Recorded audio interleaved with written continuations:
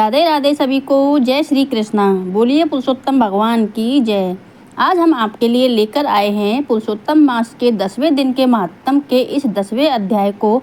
जो सच्ची निष्ठा से सुनता है, भगवान उसके जीवन की सभी मनोकामनाओं को पूर्ण कर देते हैं और अंत में वैकुंठ में रहने का अधिकार दिलवा देते हैं। तो चलिए शुरू करते हैं आज का 10वां अध्याय। श्री सूत जी महाराज कहते हैं, हे ऋषियों, मेधावी ऋषि की पुत्री जो मेधावी ऋषि थे, वो अपनी पुत्री के विवाह की चिंता की वजह से उनकी मृत्यु हो गई और फिर पुत्री उनकी जोर जोर से विलाप करके रोने लगी। पिता की मृत्यु हो गई, अंतिम संस्कार हो गया। उसके पश्चात दुर्वासा मुनि उनके आश्रम की कुटिया पर आए।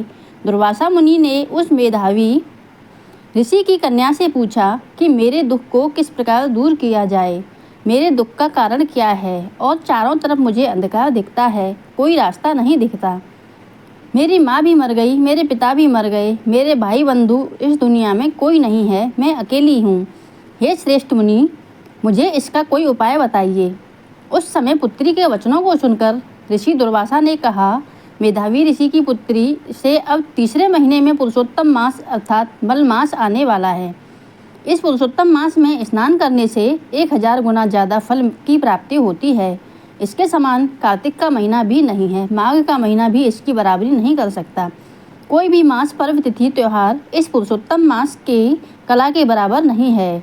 अर्थात सभी मासों में ये मास सर्वश्रेष्ठ है, ये पुरुषोत्तम मास है, क्योंकि भगवान श्री कृष्ण ने अपना नाम पुरुषोत्तम इस मल मास को दिया है। अपने सारे गुण भगवान श्री कृष्ण को दे दिए हैं। सभी मनोकामनाओं को पूर्ण करने वाला, वैकुंठ की प्राप्ति कराने वाला यह पुरुषोत्तम मास है देवी। और एक बात का स्मरण रखना, इस मास में स्नान, दान, जप आदि करने से सारी मनोवांछित कामनाओं की पूर्ति हो जाती है। इसलिए तुम भी पुरुषोत्तम मास की सेवा करो। ऐसा जब सुना तो कन्या क्रोध में आग बबूला हो गई और कन्या ने उस मेधावी ऋषि की पुत्री ने दुर्वासा मुनि से कहा, ये आप क्या कह रहे हो?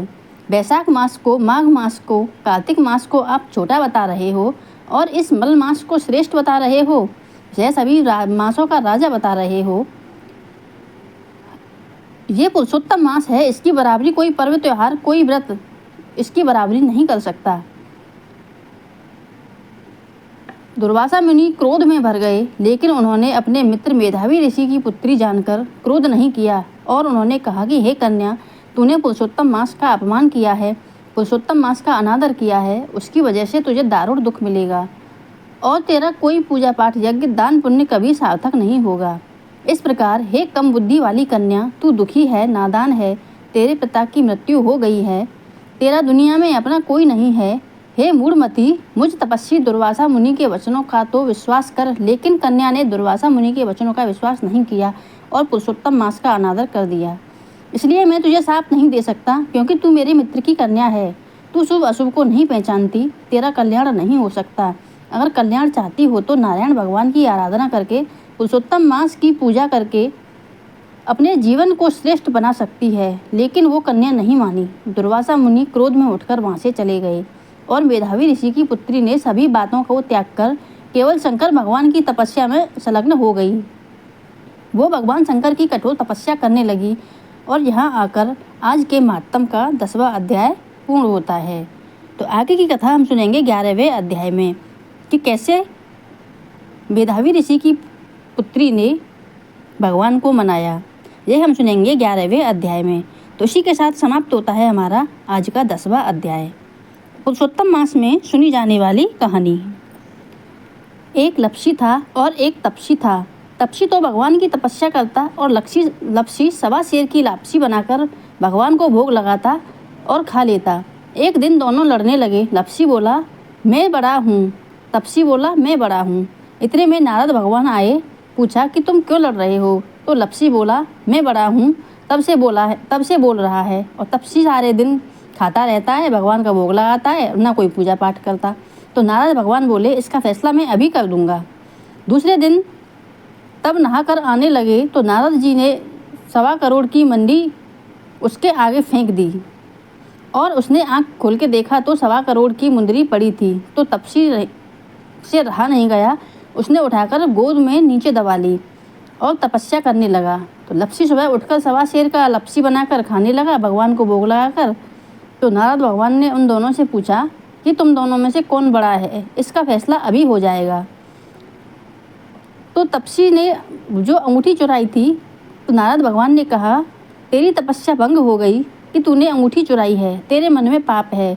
लेकिन लपसी ने सवा सेर की लापसी बनाकर इसी तरह से भोग लगाया, खुद खाया, उसको उसका कई गुना फल मिल गया। गणेश जी की कहानी। उस समय की बात है जब भगवान विष्णु की शादी लक्ष्मी जी से तय हुई थी। शादी की खूब तैयारियां चल रही थी, चारों ओर हर्षोल्लास का वातावरण था। सारे देवी देवता को बारात लेकर चलने के लिए निमंत्रण दिया गया था। सारे देवी देवता आए तो सबने विष्णु भगवान से कहने लगे कि गणेश जी को नहीं लेकर जाएंगे, वह बहुत मोटे हैं, बहुत सारा खाते हैं, बहुत मोटे कान हैं, बहुत बड़ा मस्तक है, इनको साथ लेकर जाकर क्या करेंगे, यहीं रखवाली के लिए छोड़ जाते हैं। और विनायक जी को छोड़कर वे सब बारात में चले गए।